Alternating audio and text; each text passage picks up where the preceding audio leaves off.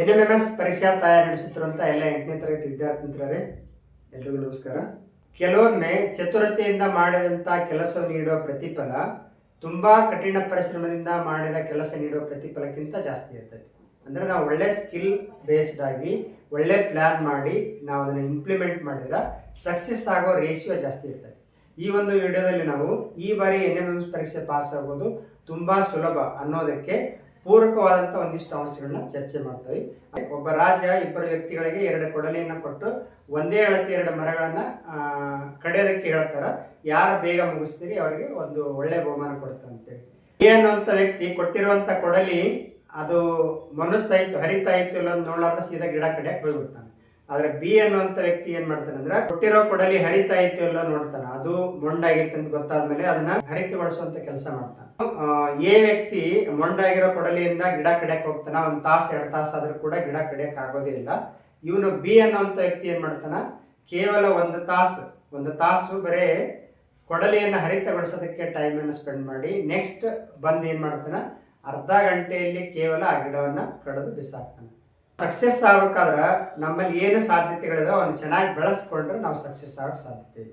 ಮೊಂಡಾಗಿರೋ ಕೊಡಲಿಯನ್ನು ಹೆಂಗೆ ಹರಿತಗೊಳಿಸ್ಕೊಂಡು ಎಲ್ಲಕ್ಕಿಂತ ವೇಗವಾಗಿ ಗಿಡ ಕಡನ, ಅದೇ ರೀತಿ ನಾವು ಕೂಡ ಏನೇನು ಸಾಧ್ಯತೆಗಳಿದೆ ಎಲ್ಲವನ್ನ ಬೆಳೆಸ್ಕೊಂಡು ಅತ್ಯುತ್ತಮವಾಗಿ ನಾವು ಅದನ್ನ ಯೂಸ್ ಮಾಡಿಕೊಂಡ್ರೆ ನಾವು ಕೂಡ ಎನ್ಎಂಎಸ್ ಪರೀಕ್ಷೆಯಲ್ಲಿ ಅತಿ ಹೆಚ್ಚು ಸಂಖ್ಯೆ ಗಳಿಸಿ ಸ್ಕಾಲರ್ಶಿಪ್ಗೆ ಸೆಲೆಕ್ಟ್ ಆಗ್ಬೋದು. ಅದಕ್ಕೆ ಈ ಒಂದು ವಿಡಿಯೋದಲ್ಲಿ ನಾವು ಈ ಪರೀಕ್ಷೆಯಿಂದ ಏನು ಲಾಭಗಳಿದವು, ಅಂದ್ರೆ ಒಂದು ಪರೀಕ್ಷೆಯಿಂದ ಲಾಭ ಐತೆ ಅಂತ ಗೊತ್ತಾದ್ರೆ ನಮ್ಮ ಮನಸ್ಸು ಪ್ರಾಕ್ಟಿಕಲಿ ಅದರ ಬಗ್ಗೆ ನಾವು ಸ್ಟಡಿ ಮಾಡೋದಕ್ಕೆ ಸಹಾಯ ಆಗ್ತೈತಿ. ಏನೂ ಲಾಭ ಇಲ್ಲ ನಿಮ್ಮಷ್ಟಕ್ಕೆ ನೀವೇ ಅದ್ರ ಬಗ್ಗೆ ನೆಗೆಟಿವ್ ಧೋರಣೆ ತಾಳಿದ್ರೆ ಪರೀಕ್ಷೆ ಬಗ್ಗೆ ಅಭ್ಯಾಸ ಮಾಡೋದಕ್ಕೆ ನಿಮ್ಮ ಮನಸ್ಸು ಬರೋದಿಲ್ಲ. ಫಸ್ಟ್ ಎನ್ಎಂಎಸ್ ಪರೀಕ್ಷೆ ಬಗ್ಗೆ ನಿಮ್ಮದು ಪಾಸಿಟಿವ್ ಅಟಿಟ್ಯೂಡ್ ಇರಬೇಕು. ನೀವು ಸದಾಕಾಲ ಅದರ ಬಗ್ಗೆ 1 ತಾಸು 2 ತಾಸು ಸ್ಟಡಿ ಮಾಡ್ಬೇಕಂದ್ರೆ ಫಸ್ಟ್ ನಿಮ್ಗೆ ಪಾಸಿಟಿವ್ ಅಟಿಟ್ಯೂಡ್ ಇರಬೇಕು. ಅದಕ್ಕೆ ಆ ಪಾಸಿಟಿವ್ ಅಟಿಟ್ಯೂಡ್ ಬರಬೇಕಾದ್ರೆ ನಿಮ್ಗೆ ಇಲ್ಲಿ ಏನೇನು ಲಾಭ ಐತಿ, ಆ ಪರೀಕ್ಷೆಗಾಗಿ ಸ್ಟಡಿ ಮಾಡ್ತಲ್ಲ ಏನಾದ್ರೂ ಲಾಭ ಐತಾ, ಹೇಗೆ ಆ ಎಲ್ಲ ಲಾಭಗಳು ಬರ್ತಾದ್ರೆ ನೀವು ಖಂಡಿತವಾಗಿ ಕೂಡ ಅದನ್ನ ನಂಬ್ತೀರಿ. ಆಮೇಲೆ ಅದ್ರ ಬಗ್ಗೆ ಒಂದು ಪಾಸಿಟಿವ್ನೆಸ್ ಬರ್ತೈತಿ, ನಂತರ ಪ್ರಾಕ್ಟೀಸ್ ಮಾಡೋದಕ್ಕೆ ಹೆಲ್ಪ್ ಆಗ್ತದೆ. ಪರೀಕ್ಷೆ ಲಾಭಗಳೇನು, ಪಾಸ್ ಆಗೋದು ತುಂಬಾ ಸುಲಭ. ಯಾಕೆ ಸುಲಭ ಅನ್ನೋದಕ್ಕೆ ಒಂದು 3 ಪಾಯಿಂಟ್ಸ್ ಇದಾವೆ ಇಲ್ಲಿ. ನೆಕ್ಸ್ಟ್ ಪ್ರಶ್ನೆ ವಿಧಗಳ ರಿಪೀಟೆಡ್ ಅದಾವು, ಏನಿದಾವೆ ಡೀಟೇಲ್ 60 ಅಂಕಗಳಷ್ಟು ಸುಲಭ ಪ್ರಶ್ನೆಗಳಿದಾವೆ. ಯಾವ ತರ ಪ್ರಶ್ನೆ ಅನ್ನೋದು ಡಿಸ್ಕಸ್ ಮಾಡ್ತೇವೆ. ಇನ್ನು ಎಲಿಜಿಬಿಲಿಟಿ ಅಂದ್ರೆ ಏನು, ಸೆಲೆಕ್ಷನ್ ಆಗೋದು ಅಂದ್ರೆ ಇದ್ರ ಬಗ್ಗೆ ಮಾತಾಡ್ತೇವೆ. ಎನ್ಎಂಎಂಎಸ್ ಪರೀಕ್ಷೆಗಾಗಿ ಅಭ್ಯಾಸ ಮಾಡೋದು ವೇಸ್ಟ್ ಆಫ್ ಟೈಮ್ ಅಲ್ಲ, ನಿಮ್ಮ ಸ್ಟಡಿಯ ಒಂದು ಭಾಗ. ಯಾಕೆ ವೇಸ್ಟ್ ಆಫ್ ಟೈಮ್ ಅಲ್ಲ, ಯಾಕೆ ಲಾಭ ಆಗ್ತೈತೆ ಅನ್ನೋದಕ್ಕೆ ನೋಡ್ರಿ. ಫಸ್ಟ್ ಪರೀಕ್ಷೆ ಎನ್ಎಂಎಂಎಸ್ ಪರೀಕ್ಷೆ ಪಾಸ್ ಆಗೋದ್ರಿಂದ ಎನ್ಎಂಎಂಎಸ್ ಪರೀಕ್ಷೆಗೆ ಅಭ್ಯಾಸ ಮಾಡೋದ್ರಿಂದ ಏನು ಲಾಭ ಅದ ಅನ್ನೋದನ್ನ ನೋಡೋಣ. ಒಂದೇದು ಆರ್ಥಿಕ ಲಾಭ. ನೀವು ನೋಡ್ರಿ ಎನ್ಎಂಎಸ್ ಪರೀಕ್ಷೆಯಲ್ಲಿ ಚೆನ್ನಾಗಿ ಅತ್ಯುತ್ತಮವಾಗಿ ಪರೀಕ್ಷೆ ಬರೆದು ಒಳ್ಳೆ ಅಂಕ ಗಳಿಸಿದ್ರೆ ನೀವು ಎನ್ಎಂಎಸ್ ಸ್ಕಾಲರ್ಶಿಪ್ಗೆ ಸೆಲೆಕ್ಟ್ ಆಗ್ತೀರಿ. ಸೆಲೆಕ್ಟ್ ಆಗಿದ ಮೇಲೆ ಪ್ರತಿ ವರ್ಷ 9ನೇ class 10th PUC first year second year 4 ವರ್ಷ ಪ್ರತಿ ತಿಂಗಳು 1,000 ಅಂತಲೇ 48,000 ಸ್ಕಾಲರ್ಶಿಪ್. ಅದು ಬಿಗ್ ಆರ್ಥಿಕ ಲಾಭ, ನಿಮಗೊಂದು ಅತಿ ದೊಡ್ಡ ಆರ್ಥಿಕ ಲಾಭ ಆಗ್ತದೆ. ಅಂದ್ರೆ ಪ್ರತಿ ತಿಂಗಳು ನಿಮ್ಗೆ 1,000 ಅಂದ್ರೆ ನಿಮ್ಮ ಸ್ಟಡಿ ಖರ್ಚು ಹೊರಗೆ ಹೋಗ್ಬಿಡ್ತದೆ. ಒಂದು ತಿಂಗಳಾಗ ನೀವು ಸ್ಟಡಿ ಬೇಕಾಗಿರೋ ಎಲ್ಲ ಮಟೀರಿಯಲ್ಸ್ ತಗೋಬಹುದು. ಈ ಜೂನ್ ತಿಂಗಳದಾಗ ನೀವು ನೋಟ್ಬುಕ್ ಪೆನ್ ಎಲ್ಲ ತಗೋಬಹುದು.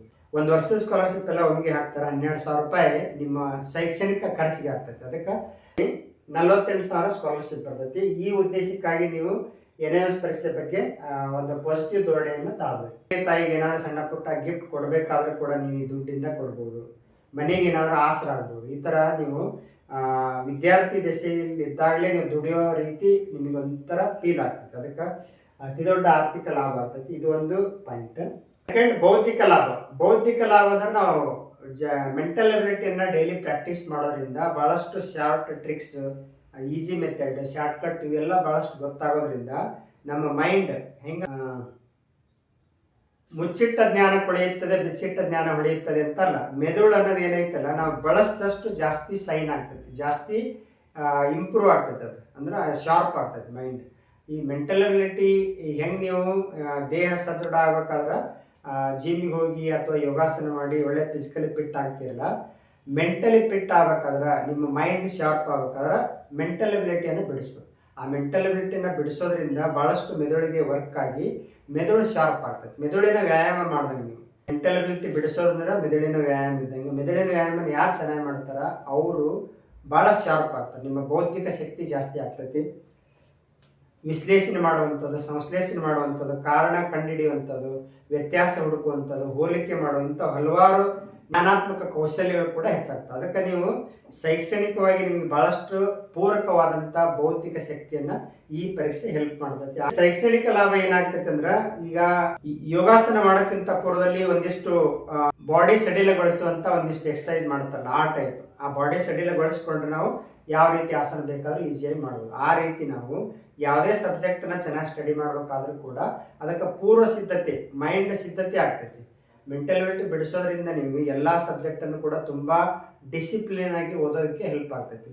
ಜೊತೆಗೆ ನಿಮ್ಗೆ ಏನಾಗ್ತಂದ್ರೆ ವಿಜ್ಞಾನ, ಗಣಿತ, ಸಮಾಜ ವಿಜ್ಞಾನ ಮೂರು ವಿಷಯ ಎಡಕ್ಕೆ ಸಂಬಂಧಪಟ್ಟದ್ದು ಇರೋದ್ರಿಂದ 80-90% ಕವರ್ ಆಗೋದ್ರಿಂದ ನೀವು ನಿಮ್ಮ ತರಗತಿಯ NMS ಪರೀಕ್ಷೆ ಬರೀಲಾರದಂಥ ವಿದ್ಯಾರ್ಥಿಗಳಿರ್ತಾರಲ್ಲ ಅವ್ರಿಗಿಂತ ಎಕ್ಸ್ಪರ್ಟ್ ಆಗ್ತೀರಿ ಆ 3 ವಿಷಯಗಳಲ್ಲಿ. 6 ವಿಷಯಗಳಲ್ಲಿ ವಿಜ್ಞಾನ, ಗಣಿತ, ಸಮಾಜ 3 ಕೋರ್ ಸಬ್ಜೆಕ್ಟ್, ಅದರೊಳಗೆ ನೀವು ಎಕ್ಸ್ಪರ್ಟ್ ಆಗಿಬಿಟ್ರೆ ಆಟೋಮೆಟಿಕಲಿ ನಿಮ್ಮ ಸ್ಕೋರ್ ಕೂಡ ಜಾಸ್ತಿ ಆಗ್ತದೆ. ನೀವು ಸಾಧನಾ ಪರೀಕ್ಷೆಯಲ್ಲಾಗಿರ್ಬೋದು, ಅರ್ಧವಾರ್ಷಿಕ ಪರೀಕ್ಷೆ, ಮುಂದೆ ನೀವು ವಾರ್ಷಿಕ ಪರೀಕ್ಷೆಯಲ್ಲಿ ಕೂಡ ಅತಿ ಹೆಚ್ಚು ಅಂಕ ಗಳಿಸೋದಕ್ಕೆ ಈ NMS ಪರೀಕ್ಷೆ ನಿಮಗೆ ಹೆಲ್ಪ್ ಮಾಡ್ತದೆ. ಅಂದ್ರೆ ನಿಮ್ಮ ಏನು ಪರೀಕ್ಷೆಗಳಿರ್ತಾವೆ ಶೈಕ್ಷಣಿಕ ಪರೀಕ್ಷೆಗಳು, ಅದಕ್ಕೆ ಪೂರಕವಾದಂಥ ಸ್ಟಡಿ ಇರೋದ್ರಿಂದ ನೀವು ಅಡ್ವಾನ್ಸ್ ಆಗಿ ಸ್ಟಡಿ ಮಾಡ್ತೀರಿ. ಈ ಕೋಚಿಂಗನ್ನು ಪಡ್ಕೊಳ್ಳೋದ್ರಿಂದ ಪಾಠಕ್ಕೆ ಸಂಬಂಧಪಟ್ಟದ್ದು ಅಷ್ಟೇ ಅಲ್ಲ, ಅದಕ್ಕೆ ಸಂಬಂಧಪಟ್ಟ ಪಠ್ಯೇತರ ಪೂರಕವಾದಂಥ ಸಾಹಿತ್ಯವನ್ನು ಕೂಡ ನೀವು ಬರೋದ್ರಿಂದ ನೀವು ಈಸಿಯಾಗಿ ಶೈಕ್ಷಣಿಕ ನಾಲೆಜನ್ನು ಹೊಂದ್ತೀರಿ. ಜೊತೆಗೆ ಮ್ಯಾಥಮೆಟಿಕ್ಸ್ ಭಾಳಷ್ಟು ಟ್ರಿಕ್ಸ್ ಗೊತ್ತಾಗಿ, ಬೇಸಿಕ್ ಪಾಯಿಂಟ್ಸ್ ಗೊತ್ತಾಗಿ ನೀವು ಪ್ರತಿ ವಿಷಯದಲ್ಲಿ ಆಳವಾದಂಥ ಜ್ಞಾನವನ್ನು ಹೊಂದ್ತೀರಿ. ಅದು ನಿಮಗೆ SSLC ರಿಸಲ್ಟ್ ಅತ್ಯುತ್ತಮ ಮಾಡೋದಕ್ಕೆ ಭಾಳಷ್ಟು ಹೆಲ್ಪ್ ಆಗ್ತದೆ. ಅದಕ್ಕೆ ಇದು ಶೈಕ್ಷಣಿಕವಾಗಿ ಭಾಳಷ್ಟು ಲಾಭವನ್ನು ತಂದುಕೊಡುವಂಥ ಪರೀಕ್ಷೆ. ಇನ್ನು ಸಾಮಾಜಿಕ ಲಾಭ ಏನಂದ್ರೆ, ಪರೀಕ್ಷೆ ನೋಡಿ, ಈಗ ನಾವು ಮಾತಾಡೋದಕ್ಕಿಂತ ನಮ್ಮ ಅಂಕಗಳು ನಮ್ಮನ್ನು ನಂಬಿಸ್ತವೆ. ಯಾವಾಗಲೂ ವಿದ್ಯಾರ್ಥಿ ಶಾಣೆ ಆದನಂತ ಹೇಳೋದಕ್ಕಿಂತ ಅವ್ನು ಮಾರ್ಕ್ಸ್ ಕಾರ್ಡ್ ತೋರಿಸ್ಬಿಟ್ರೆ ಅವ್ರು ಶಾಣೆ ಆದನಂತೇಳಿ ನಂಬ್ತಾರೆ. ಅದಕ್ಕೆ ನೀವು NMS ಪರೀಕ್ಷೆ ಪಾಸ್ ಆಗಿಬಿಟ್ರೆ ನಿಮ್ಮ ಬಗ್ಗೆ ಇರುವಂಥ ಒಂದು ರೆಸ್ಪೆಕ್ಟ್ ಜಾಸ್ತಿ ಆಗ್ತದೆ. ಸೊಸೈಟಿ ಒಳಗೆ ಟೀಚರ್ಸ್ ಆಗಿರ್ಬೋದು, ಕ್ಷೇತ್ರ ಶಿಕ್ಷಣಾಧಿಕಾರಿಗಳಾಗಿರ್ಬೋದು, ಒಟ್ಟು ನಿಮ್ಮ ಸಂಬಂಧಿಕರಾಗಿರ್ಬೋದು, ಪ್ರತಿಯೊಬ್ಬರು ಕೂಡ ಒಂದು ಟ್ಯಾಲೆಂಟ್ ಸರ್ಚ್ ಎಕ್ಸಾಮ್ ಏನೈತಲ್ಲ, ಆ ಒಂದು ಸ್ಪರ್ಧಾತ್ಮಕ ಪರೀಕ್ಷೆ ಪಾಸ್ ಆಗ್ಯಾನಂದ್ರೆ ದುಡ್ಡು ಬರೋದು ಅದೆಲ್ಲ ಸೆಕೆಂಡ್ರಿ, ಬಟ್ ಒಂದು ರೆಸ್ಪೆಕ್ಟ್ ಅನ್ನೋದು ಏನೈತಲ್ಲ, ನಿಮ್ಮ ಬಗ್ಗೆ ನೀನೊಬ್ಬ ಪ್ರತಿಭಾವಂತ ವಿದ್ಯಾರ್ಥಿ ಅಂತೇಳಿ ನಿಮ್ಮ ಬಗ್ಗೆ ಒಂದು ಹೈ ರೆಸ್ಪೆಕ್ಟ್ ಬರ್ತದೆ. ಸೊಸೈಟಿ ಒಳಗೆ ನಿಮಗೆ ಸಿಗುವಂಥ ಗೌರವ ಜಾಸ್ತಿ ಆಗ್ತದೆ. ಅದಕ್ಕೆ ಸಾಮಾಜಿಕವಾಗಿ ಕೂಡ ಲಾಭ ಇದೆ. ಇನ್ನು ವ್ಯಕ್ತಿತ್ವ ವಿಕಾಸ, ಸತತ 3 ತಿಂಗಳ ಕಾಲ ಒಂದು ವೆಲ್ ಡಿಸಿಪ್ಲಿನ್ ಆಗಿ ನೀವು ಸ್ಟಡಿ ಮಾಡೋದ್ರಿಂದ ನಿಮ್ಮ ವ್ಯಕ್ತಿತ್ವ ವಿಕಾಸ ಆಗ್ತದೆ. ವಿಶ್ಲೇಷಣೆ ಮಾಡುವಂಥದ್ದು, ಸಂಶ್ಲೇಷಣೆ ಮಾಡುವಂಥದ್ದು, ಕಾರಣ ಕೊಡುವಂಥದ್ದು, ಹೋಲಿಕೆ ಮಾಡುವಂಥದ್ದು, ಜೊತೆಗೆ ಶಿಸ್ತುಬದ್ಧವಾಗಿ ಪ್ಲ್ಯಾನ್ ಮಾಡುವಂಥದ್ದು, ಯೋಜನೆ ಇಂಪ್ಲಿಮೆಂಟ್ ಮಾಡುವಂಥದ್ದು. ಅಂದರೆ ನಮ್ಮ ಡೇ ಟು ಡೇ ಲೈಫ್ ಸುಗಮ ಆಗೋದಕ್ಕೆ ಏನೊಂದಿಷ್ಟು ಟ್ರಿಕ್ಸ್ಗಳು ಬೇಕು, ಅವೆಲ್ಲವೂ ಕೂಡ ನಮಗೆ ಈ ಪರೀಕ್ಷೆಯಿಂದ ಬರೋದರಿಂದ ವ್ಯಕ್ತಿತ್ವ ವಿಕಾಸ ಆಗಕ್ಕೆ ಸಾಧ್ಯ ಇದೆ. Life grows greatly when it is disciplined ಅಂತ ಕರಿತೀವಿ ನಾವು. ನಮ್ಮ ಜೀವನ ಯಾವಾಗ ಮಹೋನ್ನತ ಸ್ಥಾನ ಪಡಿತೈತೆ ಅಂದ್ರೆ ನಮ್ಮ ಜೀವನ ಶಿಸ್ತುಬದ್ಧ ಇದ್ದಾಗ. ಆ ಶಿಸ್ತನ್ನು ನಾವು NMS ಪರೀಕ್ಷೆಯಿಂದ ಕಲಿತೀವಿ. ಈಗ ಸೆಕೆಂಡ್ ಪಾಯಿಂಟ್, ಪಾಸ್ ಆಗೋದು ತುಂಬಾ ಸುಲಭ ಅನ್ನೋದಕ್ಕೆ ಇನ್ನೊಂದಿಷ್ಟು ಪಾಯಿಂಟ್ ಹೇಳೋದಾದ್ರೆ, ಸಮಾನ ಮನಸ್ಕರೊಡನೆ ಸ್ಪರ್ಧೆ. ಈಗಾಗಲೇ ಹೇಳೋದಂಗೆ ಇದು ಗೌರ್ಮೆಂಟ್ ಸ್ಕೂಲು, ಏಡೆಡ್ ಸ್ಕೂಲ್ನವರು ಮಾತ್ರ ಪರೀಕ್ಷೆ ಬರೀತಾರೆ. ಸ್ಥಳೀಯ ಸಂಸ್ಥೆಗಳಲ್ಲಿ ಅಭ್ಯಾಸ ಮಾಡುವಂಥ ವಿದ್ಯಾರ್ಥಿಗಳು, ಪುರಸಭೆ ಅಂಡರ್ನಾಗ ಏನಿರ್ತಾವೆ ಸ್ಕೂಲ್ಗಳು ಅವರು. ಇಲ್ಲಿ ಯಾವುದೇ Morarji school, Navodaya school, Kittur Rani Chennamma school, ಏನು ಟ್ಯಾಲೆಂಟೆಡ್ ಅಂತ ನೀವು ಅಂದ್ಕೊಂಡಿರ್ತೀರಿ, ಅಂಥ ವಿದ್ಯಾರ್ಥಿಗಳು ಯಾರು ಇಲ್ಲಿ ಕಾಂಪಿಟೇಟರ್ ಇರೋದಿಲ್ಲ. ದಡ್ಡ ಅಂತ ಶಬ್ದ ಬಳಸೋದಿಲ್ಲ. ದಡ್ಡ ಒಂದು ಸಮೀಕ್ಷೆ ಏನು ಹೇಳೈತಂದ್ರೆ, ಜಗತ್ತಿನಲ್ಲಿ ಇನ್ನೂವರೆಗೂ ಯಾವ ದಡ್ಡನು ಕೂಡ ಹುಟ್ಟಿಲ್ಲಂತ. ನೀವು ಕಲಿಕೆಯಲ್ಲಿ ಹಿಂದುಳಿದಿರಂದ್ರೆ ಇಷ್ಟೇ ಅರ್ಥ, ನೀವು ಪ್ರಯತ್ನ ಪಟ್ಟಿಲ್ಲ ಅಂತ ಅರ್ಥ. ಅಂದರೆ ನಿಮ್ಮ ಸ್ನೇಹಿತರು ಜಾಸ್ತಿ ಪ್ರಯತ್ನ ಪಟ್ಟು ಅವರು ನವೋದಯ ಸೆಲೆಕ್ಟ್ ಆಗಿರ್ತಾರೆ, ಜಾಸ್ತಿ ಅಭ್ಯಾಸ ಮಾಡಿ ಮೊರಾರ್ಜಿ ಸೆಲೆಕ್ಟ್ ಆಗಿರ್ತಾರೆ, ಜಾಸ್ತಿ ಅಭ್ಯಾಸ ಮಾಡಿ ಕಿತ್ತೂರು ರಾಣಿ ಚೆನ್ನಮ್ಮ ಸ್ಕೂಲ್ ಸೆಲೆಕ್ಟ್ ಆಗಿರ್ತಾರೆ. ಅವ್ರು ಯಾರು ನಿಮಗೆ ಕಾಂಪಿಟೇಟರ್ ಅಲ್ಲಿ, ಯಾಕಂದ್ರೆ ಅವ್ರಿಗೆ ಯಾರಿಗೂ ಪರೀಕ್ಷೆ ಬರೆಯೋ ಅವಕಾಶ ಇಲ್ಲ. ನೀವು ಮಾತ್ರ ಇದ್ದೀರಿ. ಅಂದರೆ ಸಮಾನ ಮನಸ್ಕರು, ಒಂದೇ ಬುದ್ಧಿಮಟ್ಟ ಇರುವಂಥವ್ರು ಮಾತ್ರ ಇರೋದ್ರಿಂದ ನೀವು ಈ ಒಂದು ಅವಕಾಶವನ್ನು ಅತ್ಯುತ್ತಮವಾಗಿ ಬಳಸ್ಕೊಂಡ್ರೆ ನೀವು ಸೆಲೆಕ್ಟ್ ಆಗೋ ಸಾಧ್ಯತೆ ಜಾಸ್ತಿ ಇರುತ್ತೆ. ಅಂದರೆ ಕಾಂಪಿಟೇಷನ್ ಸಮಾನ ಮನಸ್ಕರೊಡನೆ ಇರೋದ್ರಿಂದ ಯಾರು ಒಳ್ಳೆ ಪ್ರಯತ್ನ ಮಾಡ್ತಾರೋ ಅವರು ನೀವು ಸೆಲೆಕ್ಟ್ ಆಗೋ ಸಾಧ್ಯತೆ ಇದೆ. ಸ್ಪರ್ಧೆಯಲ್ಲಿ ಒಮ್ಮೆಗೆ 30 ಜನ ಬಿಟ್ಟಾಗ ನಾವು ಪ್ಲೇಸ್ ಬರೋ ಸಾಧ್ಯತೆ ಕಡಿಮೆ. ಅದೇ ಒಂದು 3 ಜನ 5 ಜನ ಬಿಟ್ಟಾಗ ಪ್ಲೇಸ್ ಬರೋ ಸಾಧ್ಯತೆ ಜಾಸ್ತಿ ಇರ್ತದೆ. ಅದಕ್ಕೆ ಫಿಲ್ಟರ್ ಮಾಡಿ ಕೆಲವು ಜನ ಈ ಪರೀಕ್ಷೆ ಬರೋದ್ರಿಂದ ನಿಮಗೆ ಚಾನ್ಸಸ್ ಜಾಸ್ತಿ ಇದೆ. ಎಷ್ಟು ನಿರ್ದಿಷ್ಟ ಸಿಲೆಬಸ್. ಈಗೆಲ್ಲ ಅಧಿಕಾರಿಗಳು ಏನು ಹೇಳ್ತಾರೆ ಅಂದ್ರೆ ಮೆಂಟಲ್ ಎಬಿಲಿಟಿಗೆ ನಿರ್ದಿಷ್ಟ ಸಿಲೆಬಸ್ ಇಲ್ಲ ಅಂತ ಅವರು ಓಪನ್ ಆಗಿ ಹೇಳ್ತಾರೆ. ಬಟ್ 4-5 ವರ್ಷಗಳ ಕ್ವಶನ್ ಪೇಪರ್ನ ನಾವು ಮುಂದೆ ಇಟ್ಕೊಂಡು ವಿಶ್ಲೇಷಣೆ ಮಾಡಿದ್ರೆ ಎಲ್ಲ ಪ್ರಶ್ನೆಗಳನ್ನ ವಿಶ್ಲೇಷಣೆ ಮಾಡಿ ನಾವು ತೀರ್ಮಾನಕ್ಕೆ ಬರೋದಾದ್ರೆ ಕೇವಲ 38 ಟೈಪ್ ಪ್ರಶ್ನೆಗಳಿದ್ದಾವೆ. ಆ 38 ಟೈಪ್ ಪ್ರಶ್ನೆಗಳ ಮೇಲಿನ ಆ ವಿಧದ ಪ್ರಶ್ನೆಗಳ ಮೇಲೆ ಪ್ರಶ್ನೆಗಳಿದ್ದಾವೆ. ಬೇಕಾದ್ರೆ ನೀವು ಅಬ್ಸರ್ವ್ ಮಾಡ್ಬೋದು ಪ್ರತಿ ಪ್ರಶ್ನೆಯನ್ನು ಕೂಡ. ಹಾಗಾಗಿ ರಿಸ್ಟ್ರಿಕ್ಟೆಡ್ ಸಿಲೆಬಸ್ ಇಷ್ಟೇ ಐತಿ. ಇವಿಷ್ಟನ್ನು ಕಲ್ಕೊಂಡ್ಬಿಟ್ರೆ ನೀವು ಮಿನಿಮಮ್ ಒಂದು 70-80 ಅಂಕ ಅಂತೂ ತಗೋತೀರಿ. ಅದಕ್ಕೆ ಸಿಲೆಬಸ್ ವ್ಯಾಪ್ತಿ ಕಡಿಮೆ ಐತಿ.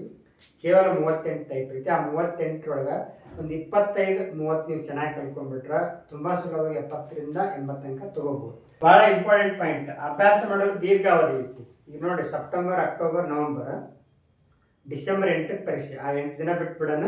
ಆ 8 ದಿನ ಅರ್ಧ ವರ್ಷಕ್ಕೆ ಪರೀಕ್ಷೆಗೆ ಹೋಗುತ್ತಂತ ಅನ್ಕೊಳ್ಳೋಣ. ಅಂದರೆ ಸತತ 90 ದಿನ ಸ್ಟಡಿ ಮಾಡ್ಬೋದು. ಇರೋದು 38 ಟೈಪ್. ಅದು ಡೈಲಿ ಒಂದೇ ಟೈಪ್ ಜಿಮ್ಯಾಟ್ ಅದು ಮೆಂಟಲ್ ಎಬಿಲಿಟಿ ಬಿಡಿಸಿದ್ರು ಕೂಡ ಎಷ್ಟಾಗ್ತೈತಿ? 38 ದಿನಕ್ಕೆ ಮುಗಿದ್ಬಿಡ್ತೈತೆ ಅದು. ಇನ್ನು ಎಷ್ಟು ದಿನ ಉಳಿತವೆ ಬಾಕಿ? ಇನ್ನು 52 ದಿನ ಉಳಿತು. ಆ 52 ದಿನದೊಳಗೆ ನೀವು ಕ್ವಶನ್ ಪೇಪರ್ ಬಿಡಿಸ್ಬೋದು. 4-5 ವರ್ಷ ಕ್ವಶನ್ ಪೇಪರ್ ಬಿಡಿಸ್ಬೋದು. ಎಷ್ಟೆಲ್ಲ ಎಕ್ಸ್ಪರ್ಟ್ ಆಗ್ಬೋದು. ಮೆಂಟಲ್ ಎಬಿಲಿಟಿ ಅಂದ್ರೆ ಜಾಸ್ತಿ ಪ್ರಾಕ್ಟೀಸ್ ಮಾಡೋದು. ನೀವು ಹೆಚ್ಚು ಈ ಒಂದು ವಿಧದ ಸಮಸ್ಯೆಗಳ ಮೇಲೆ ಜಾಸ್ತಿ ಸಮಸ್ಯೆ ಬಿಡಿಸಿದಷ್ಟು ನೀವು ಜಾಸ್ತಿ ಟ್ರಿಕ್ಸ್ ಗೊತ್ತಾಗ್ತದೆ. ಜಾಸ್ತಿ ಟ್ರಿಕ್ಸ್ ಗೊತ್ತಾದಷ್ಟು ನಿಮಗೆ ಯಾವ ಪ್ರಶ್ನೆಗೆ ಯಾವ ಟ್ರಿಕ್ಸನ್ನು ಬಳಸ್ಬೇಕಂತೇಳಿ ಗೊತ್ತಾಗ್ತದೆ. ಅದಕ್ಕೆ ಈ ವಿಷಯ ಗೊತ್ತಿಲ್ಲ. ಸಾಕಷ್ಟು ಟೈಮ್ ಐತಿ. ನೀವು ಪೇಪರ್ ಟು ಶಾರ್ಟ್ ಕೂಡ ಹಂಗೆ ಮಾಡ್ಬೋದು. ಸಮಾಜ ವಿಜ್ಞಾನದಲ್ಲಿ ಭಾಗ 1 ಭಾಗ 2 ಸೇರಿ ಒಂದು 24-25 ಅಧ್ಯಾಯ ತೊಗೊಂಡ್ರೆ ನೀವು 2 ದಿನಕ್ಕೆ ಒಂದು ಅಧ್ಯಾಯ ಮುಗಿಸಿದ್ರು ಕೂಡ ಸಿಕ್ಕಾಪಟ್ಟು 90 ದಿನ ಐತಿ. ಮುಗಿಸಿ ಆಮೇಲೆ ರಿವಿಷನ್ ಕೂಡ ಮಾಡ್ಬೋದು. ಅದಕ್ಕೆ ಡೈಲಿ 1 ತಾಸು ಮ್ಯಾಟ್ 1 ತಾಸು ಶಾರ್ಟನ್ನು ಅಭ್ಯಾಸ ಮಾಡಿದ್ರೆ ನೀವು ಸ್ಕೋರ್ ಮಾಡೋದಕ್ಕೆ ಹೆಲ್ಪ್ ಆಗ್ತದೆ. ಅದಕ್ಕೆ ದೀರ್ಘ ಟೈಮ್ ಇರೋದ್ರಿಂದ ನೀವು ಈ ಬಾರಿ ಪರೀಕ್ಷೆ ಪಾಸ್ ಆಗೋದಕ್ಕೆ ಸ್ಟಡಿ ಮಾಡೋದಕ್ಕೆ ಸಾಕಷ್ಟು ಕಾಲ ಇರೋದ್ರಿಂದ ನೀವು ವೆಲ್ ಪ್ಲ್ಯಾನ್ ಮಾಡಿ ಪ್ರತಿದಿನ 1 ತಾಸು ಜಿಮ್ಯಾಟ್ ಬಿಡಿಸ್ತೀನಿ, 1 ತಾಸು ಶಾರ್ಟನ್ನು ಅಭ್ಯಾಸ ಮಾಡ್ತಾನೆ ಅಂತೇಳಿ ತೀರ್ಮಾನ ಮಾಡಿ ಆ ಪ್ರಕಾರ ನೀವು ಸ್ಟಡಿ ಮುಂದುವರ್ಸ್ಕೊಂತ ಹೋದ್ರೆ ಒಳ್ಳೆಯ ಅಂಕಗಳು ಗ್ಯಾರಂಟಿ ಬೀಳ್ತಾವೆ. ಆಟೋಮೆಟಿಕ್ಲಿ ನೀವು ಸಿಲೆಕ್ಟ್ ಆಗ್ತೀರಿ. ಪ್ರಶ್ನೆಯ ವಿಧಗಳ ಪುನರಾವರ್ತನೆ. ಇಲ್ಲಿ ನೋಡ್ರಿ, ಸಂಖ್ಯೆಗಳು, ಅಕ್ಷರಗಳು, ಆಕೃತಿಗಳು, ಇವು 3 ಮೇನ್ ಟೈಪ್ ಪ್ರಶ್ನೆಗಳಿದೆ. ಸಂಖ್ಯಾ ಶ್ರೇಣಿಯಲ್ಲಿ ತಪ್ಪಾದ ಸಂಖ್ಯೆ, ವಿಭಿನ್ನವಾಗಿರೋ ಸಂಖ್ಯೆ, ಸಾಮ್ಯತೆ ಸಂಖ್ಯೆಗಳು, ಮಾತೃಕೆ ಸಂಖ್ಯೆಗಳು, ಇವು 5 ಟೈಪ್ ಏನದಲ್ಲ ಇವೇ ಮಾದರಿ ಅಕ್ಷರಗಳಿಗೆ ಬರ್ತದೆ. ಹೆಂಗೆ? ಅಕ್ಷರಗಳ ಶ್ರೇಣಿ, ಅಕ್ಷರ ಶ್ರೇಣಿಯಲ್ಲಿ ತಪ್ಪಾದ ಅಕ್ಷರ, ವಿಭಿನ್ನವಾಗಿರುವ ಅಕ್ಷರಗಳ ಗುಂಪು, ಸಾಮ್ಯತೆ ಅಕ್ಷರಗಳು, ಮಾತೃಕೆ ಅಕ್ಷರಗಳು. ನೆಕ್ಸ್ಟ್ ಅಕ್ಷರಗಳಿಗೆ ಆಯಿತು, ಆಲ್ಫಾಬೆಟ್ಸ್ಗೆ ಆಯಿತು. ನೆಕ್ಸ್ಟ್ ಇವೇ ಆಕೃತಿಗಳಿಗೆ ಬರ್ತವೆ. ಆಕೃತಿಗಳ ಶ್ರೇಣಿ, ಆಕೃತಿಗಳಲ್ಲಿ ತಪ್ಪಾದ ಆಕೃತಿ ಅಂದರೆ ಒಂದು ಆಕೃತಿಗಳ ಶ್ರೇಣಿ ಇರ್ತೈತಿ. ತಪ್ಪಾದ ಆಕೃತಿಯನ್ನು ಪೂರ್ಣಗೊಳಿಸೋದು. ವಿಭಿನ್ನವಾಗಿರುವಂಥ ಆಕೃತಿ, ಒಂದು 5 ಆಕೃತಿ ಕೊಟ್ಟಿರ್ತಾರೆ, ಅದ್ರಾಗ ಯಾವ್ದು ಡಿಫ್ರೆಂಟ್ ಐತಿ ಕಂಡುಹಿಡಿಯೋದು. ಸಾಮ್ಯತೆ ಆಕೃತಿಗಳು, ಮೊದಲೆರಡು ಆಕೃತಿಗಳು ಒಂದು ಸಾಮ್ಯತೆ ಇರ್ತೈತಿ, ಅದನ್ನು ಗಮನದಲ್ಲಿ ಇಟ್ಕೊಂಡು 3 ಮತ್ತು 4ನೇ ಆಕೃತಿಗೆ ಏನು ಸಾಮ್ಯತೆ ಐತಿ ಪತ್ತೆ ಹಚ್ಚಬೇಕು. ಹಾಗಾಗಿ ಇಲ್ಲಿ ಏನು ಕಾನ್ಸೆಪ್ಟ್ ಐತಲ್ಲ, ಒಂದು ಜನರಲ್ ಕಾನ್ಸೆಪ್ಟ್ ಏನು, ಶ್ರೇಣಿ, ರಾಂಗ್ ನಂಬರ್, ನೆಕ್ಸ್ಟ್ ವಿಭಿನ್ನವಾಗಿರೋದು, ನೆಕ್ಸ್ಟ್ ಸಾಮ್ಯತೆ, ಇವು ಒಂದು 4-5 ಟೈಪ್ ರಿಪೀಟೆಡ್ಲಿ ಬರ್ತವೆ.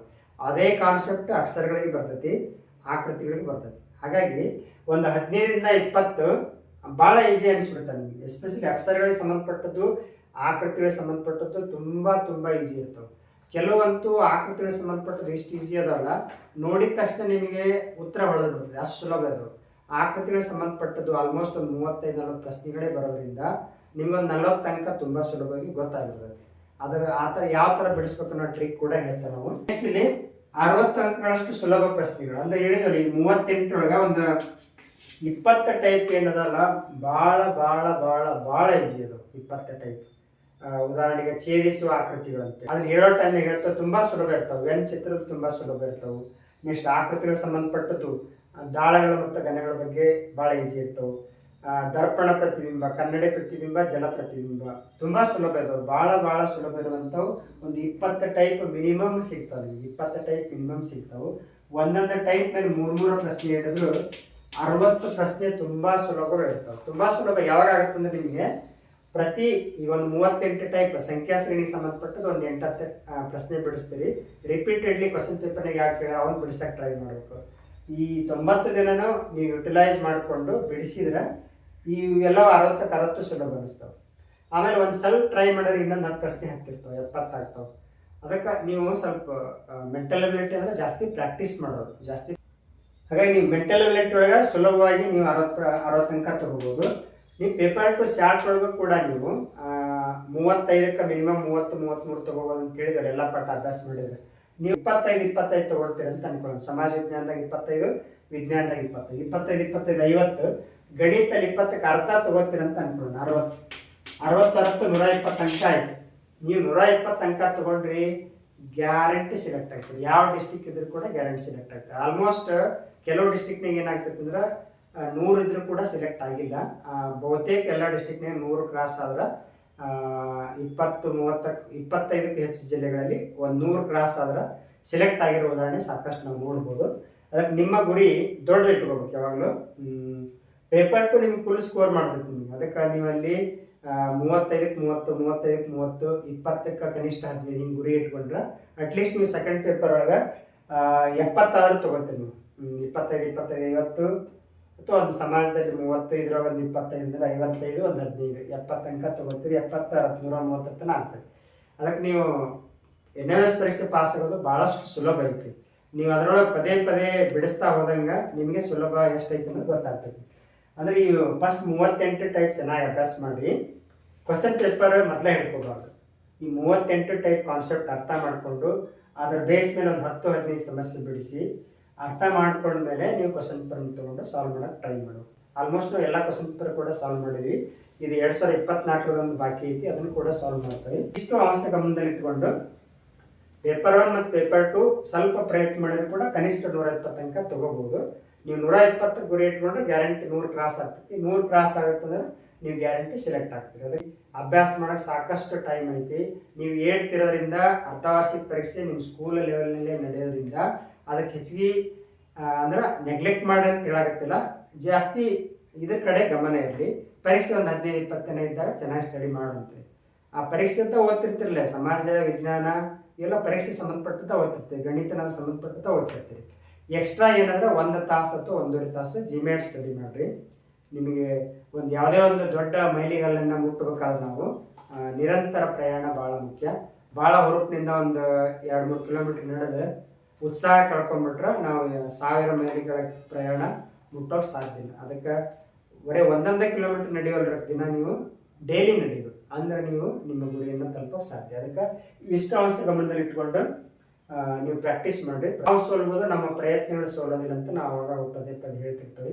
ನಿಮ್ಮ ಪ್ರಯತ್ನಕ್ಕೆ ಒಳ್ಳೆ ಪ್ರತಿಫಲ ಸಿಗ್ತೈತಿ. ಟ್ರೈ ಮಾಡಿರಿ. ರಿಲೇಟಿವ್ ಒಂದು ನೋಡ್ಬಿಡ್ರಿ. ಇದು SC/ST ಇರುವಂಥ ವಿದ್ಯಾರ್ಥಿಗಳು ಪ್ರತಿ ಪತ್ರಿಕೆಯಲ್ಲಿ 36% ಅಂದರೆ 29 58 ಅಂಕ ತಗೋಬೇಕು. ಇತರೆ ವರ್ಗದ ವಿದ್ಯಾರ್ಥಿಗಳು ಪ್ರತಿ ಪತ್ರಿಕೆ 36 ಅಂದರೆ 72 ಅಂಕ ತಗೋಬೇಕು. 2 ಪೇಪರ್ ಸೇರಿ ಕನಿಷ್ಠ 58 ಅಂಕ SC/ST ಇರೋ ವಿದ್ಯಾರ್ಥಿಗಳು ತಗೊಂಡ್ರೆ ಎಲಿಜಿಬಲ್ ಆಗ್ತೀರಿ. 72 ಅಂಕ ತಗೊಂಡ್ರೆ ಇತರೆ ವರ್ಗದ ವಿದ್ಯಾರ್ಥಿಗಳು ಎಲಿಜಿಬಲ್ ಆಗ್ತೀರಿ. ಇತರೆ ಹಿಂದುಳಿದ ವರ್ಗದ ವಿದ್ಯಾರ್ಥಿಗಳು ಎಲಿಜಿಬಲ್ ಆಗಬೇಕು. ಸೆಲೆಕ್ಟ್ ಆಗ್ಬೇಕಾದ್ರೆ ಎಲಿಜಿಬಲ್ ಆದರೊಳಗೆ ಮತ್ತು ಹೈಯೆಸ್ಟ್ ಅಂಕ ಯಾರು ತಗೊಂಡ್ರೆ ಅವ್ರು ಸೆಲೆಕ್ಟ್ ಆಗ್ತಾರೆ. ಇವಿಷ್ಟು ಅಂಶ ಗಮನದಲ್ಲಿ ಇಟ್ಕೊಂಡು ಚೆನ್ನಾಗಿ ಸ್ಟಡಿ ಮಾಡಿರಿ. Never give up. ಏನು ಗುರಿ ಇಟ್ಕೊಂಡಿರಿ ಆ ಗುರಿ ಸಂಬಂಧಪಟ್ಟಂತೆ ಪ್ರತಿದಿನ ಒಂದು ಸ್ವಲ್ಪ ಸ್ಟಡಿ ಮಾಡಿರಿ. ಇವತ್ತು 1 ತಾಸು ಅಭ್ಯಾಸ ಮಾಡೋಕ್ಕಾಗಿಲ್ಲ, ಅಟ್ಲೀಸ್ಟ್ ಅರ್ಧ ತಾಸು ಅಭ್ಯಾಸ ಮಾಡಿರಿ. Something is better than nothing. ಪೂರ್ತಿ ಬಿಡೋದಕ್ಕಿಂತ ಒಂದು ತಾಸು ಅಭ್ಯಾಸ ಮಾಡೋದು ಬಿಡೋಕ್ಕಿಂತ ಒಂದು ಅರ್ಧ ತಾಸಾದರೂ ಮಾಡಿದ್ರೆ ನಿಮ್ಮ ಗುರಿ ಕಡೆಗೆ ಅಟ್ಲೀಸ್ಟ್ ಇನ್ನೊಂದು ಹೆಜ್ಜೆ ಮುಂದಕ್ಕೆ ಹೋಗ್ತೀನಿ. ನಾವು 4-5 ವರ್ಷಗಳ NMS ಕೋಚಿಂಗ್ ಅನುಭವದಲ್ಲಿ ಒಳ್ಳೆ ಪ್ರಯತ್ನ ಯಾರು ಮಾಡಿದಾರ, ಯಾರು ಕೂಡ ಸೆಲೆಕ್ಟ್ ಆಗದೆ ಉಳಿದಿಲ್ಲ. ಅದಕ್ಕೆ ನೀವು ಕೂಡ ಒಳ್ಳೆ ಪ್ರಯತ್ನ ಮಾಡಿ ಖಂಡಿತವಾಗ್ಲೂ ಕೂಡ ಸೆಲೆಕ್ಟ್ ಆಗ್ತೀರಿ ಅಂತ ಹೇಳ್ತಾ ಈ ಒಂದು ವಿಡಿಯೋನ ಮುಗಿಸ್ತಾ ಇದ್ದೀವಿ. ಧನ್ಯವಾದ.